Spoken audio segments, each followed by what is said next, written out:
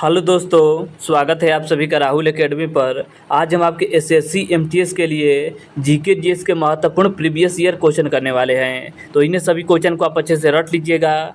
और अगर आपको इसका पीडीएफ चाहिए तो नीचे टेलीग्राम का ग्रुप दिया गया है, वहाँ से ज्वाइन होकर इसका पीडीएफ आप प्राप्त कर सकते हैं। तो चलिए ज़्यादा समय नुकसान ना करते हुए सीधे अपने क्वेश्चन आंसर पर चलते हैं। देखिए, आपका पहला क्वेश्चन पूछा गया था कि भारत के तेलंगाना का निम्नलिखित में से कौन सा पारंपरिक हिंदू त्यौहार देवी महाकाली को समर्पित है। तो इसका करेक्ट आंसर आपका हो जाएगा जो आपका बोनालू त्यौहार है, इसका संबंध आपके तेलंगाना राज्य से है। तो ऑप्शन नंबर 4 इसका करेक्ट आंसर आपका हो जाएगा। इसके आगे आपका अगला क्वेश्चन दिया गया था कि निम्नलिखित में से कौन पीएम केयर्स फंड के ट्रस्टियों में से एक हैं। तो देखिए, इनका संबंध आपके श्री जो आपके रतन टाटा जी हैं, इनका संबंध आपके पीएम केयर्स फंड से है। तो ऑप्शन नंबर ए इसका करेक्ट आंसर आपका हो जाएगा। इसके आगे आपका अगला क्वेश्चन दिया गया था कि निम्नलिखित में से कौन सी जैविक खेती की एक विशेषता नहीं है। तो इसका करेक्ट आंसर आपका हो जाएगा मिश्रित कृषि का कोई उपयोग इसमें नहीं होता है जैविक खेती में। तो ऑप्शन नंबर 2 इसका करेक्ट आंसर आपका हो जाएगा मिश्रित कृषि का कोई उपयोग नहीं है। इसके आगे आपका अगला क्वेश्चन दिया गया था कि कुमारी कमला को वर्ष 1970 में पद्म भूषण से सम्मानित किया गया था। उन्हें किस शास्त्रीय नृत्य शैली के लिए जाना जाता है। तो देखिए, कुमारी कमला की अगर बात की जाए तो इनका संबंध आपके भरतनाट्यम नृत्य से है। और भरतनाट्यम किस राज्य का प्रसिद्ध शास्त्रीय नृत्य है। तो भरतनाट्यम आपका तमिलनाडु राज्य का प्रसिद्ध शास्त्रीय नृत्य है। कथक की बात करेगा तो कथक आपका उत्तर प्रदेश का हो जाएगा। मोहिनी अट्टम आपका केरल राज्य का है। और जो आपका मणिपुरी है ये आपका मणिपुर राज्य का है। तो इसका करेक्ट आंसर आपका हो जाएगा भरतनाट्यम नृत्य। इसके आगे आपका अगला क्वेश्चन दिया गया था कि निम्नलिखित में से कौन सी किताब मुल्क राज आनंद द्वारा लिखी गई है। तो इसका करेक्ट आंसर आपका हो जाएगा जो आपका अनचटेबल पुस्तक है, यह आपका मुल्क राज आनंद के द्वारा लिखा गया है। तो ऑप्शन नंबर 3 इसका करेक्ट आंसर आपका हो जाएगा अनचटेबल। अगला क्वेश्चन था कि मेरठ के सिपाही डैश को मुगल सम्राट बहादुर शाह से मिलने के लिए लाल किले के फाटक पर पहुंचे थे। तो इसका करेक्ट आंसर आपका हो जाएगा 11 मई 1857 ईस्वी को पहुंचे थे। तो ऑप्शन नंबर 4 इसका करेक्ट आंसर आपका हो जाएगा 11 मई 1857। इसके आगे आपका अगला क्वेश्चन दिया गया था कि भारत में सामाजिक समूहों के संबंध में पीबीटीजीएस का अर्थ डैश है। तो इसका करेक्ट आंसर आपका देखिए हो जाएगा पार्टिकुलरली वल्नरेबल ट्राइबल ग्रुप्स हो जाएगा, यानी कि ऑप्शन नंबर 3 इसका करेक्ट आंसर आपका है। इसके आगे आपका अगला क्वेश्चन दिया गया था कि बैंकों को अपने पास तरल परिसंपत्तियों के रूप में कुछ आरक्षित मुद्रा रखना आवश्यक होता है, इसे डैश कहा जाता है। तो इसे आपका संविधिक चलन निधि अनुपात कहा जाता है। तो ऑप्शन नंबर ए इसका करेक्ट आंसर आपका हो जाएगा।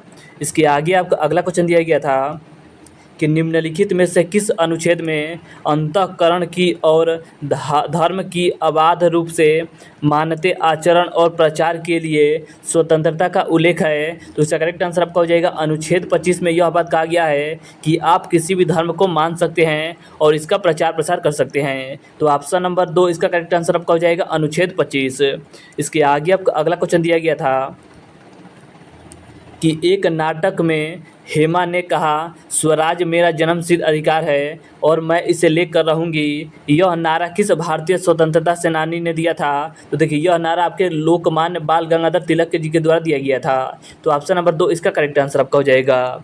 इसके आगे आपको अगला क्वेश्चन दिया गया था कि वे बस्तियाँ जिनमें मकान एक दूसरे के समीप बनाए जाते हैं डैश कहलाती है। तो इसे आपका सहत बस्तियाँ कहा जाता है। तो ऑप्शन नंबर 2 इसका करेक्ट आंसर आपका हो जाएगा सहत बस्तियाँ।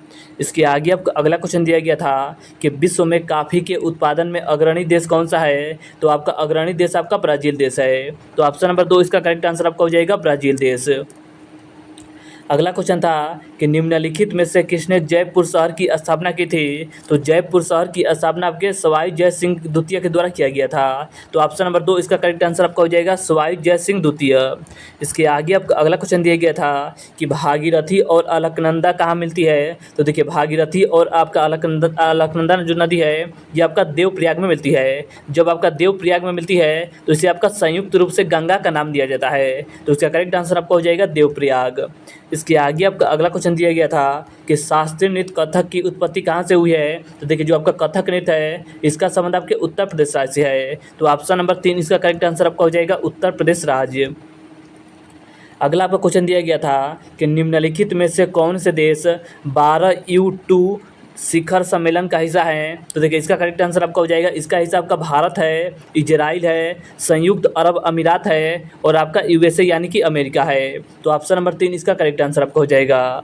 इसके आगे आपको अगला क्वेश्चन दिया गया था कि निम्नलिखित में से किस भारतीय खिलाड़ी ने क्रिकेट विश्व कप 1983 में अधिकतम रन बनाए थे। तो देखिए इसका करेक्ट आंसर आपका हो जाएगा, कपिल देव ने बनाया था। और देखिए 1900 जो आपका 83 का वर्ल्ड कप था, यह आपका कौन जीता था। तो यह जो आपका कप था ये आपका भारत के द्वारा जीता गया था। देखिए भारत के द्वारा तो आपका 2 वर्ल्ड कप जीता गया है 50-50 ओवर वाला।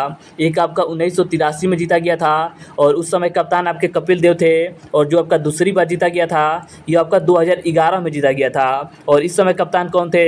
तो इस समय कप्तान आपके महेंद्र सिंह धोनी थे। तो इसका करेक्ट आंसर आपका हो जाएगा कपिल देव। इसके आगे आपका अगला क्वेश्चन दिया गया था कि यूनानियों द्वारा किस मौर्य शासक को अमित्रघात कहा जाता है। तो इसका करेक्ट आंसर आपका हो जाएगा, बिंदुसार को आपका अमित्रघात के नाम से जाना जाता है। तो ऑप्शन नंबर 3 इसका करेक्ट आंसर आपका हो जाएगा बिंदुसार। अगला आपका देखिए क्वेश्चन दिया गया था, ये आपका बिंदुसार होगा। अगला आपका क्वेश्चन था कि निम्नलिखित में से कौन वर्ष 1996 में स्पेन के मोनार्का में अंडर-10 वर्ल्ड चेस चैंपियनशिप जीतने वाला पहला भारतीय था। तो इसका करेक्ट आंसर आपका हो जाएगा पी हरि कृष्णा जी थे। तो ऑप्शन नंबर 3 इसका करेक्ट आंसर आपका हो जाएगा। अगला क्वेश्चन दिया गया था कि निम्नलिखित में से कौन सा सौरमंडल का सबसे ठंडा ग्रह है। तो सबसे ठंडा ग्रह आपका यूरेनस होता है। तो ऑप्शन नंबर 4 इसका करेक्ट आंसर आपका हो जाएगा यूरेनस। इसके आगे आपका अगला क्वेश्चन दिया गया था कि विदुषी शरण रानी किस वाद्य यंत्र की प्रसिद्ध वादक है। तो देखिए विदुषी की अगर बात करें, विदुषी और विदुषी शरण रानी का, तो इनका संबंध आपके सरोद वाद्य यंत्र से है। तो ऑप्शन नंबर ए इसका करेक्ट आंसर आपका हो जाएगा सरोद वाद्य यंत्र। अगला क्वेश्चन था कि निम्नलिखित में से कौन सा एक क्षार धातु नहीं है और आवर्त सारणी के प्रथम वर्ग के अंतर्गत नहीं आता है। तो इसका करेक्ट आंसर आपका हो जाएगा, इसका नाम आपका कैल्शियम है। इसके आगे आपका अगला क्वेश्चन दिया गया था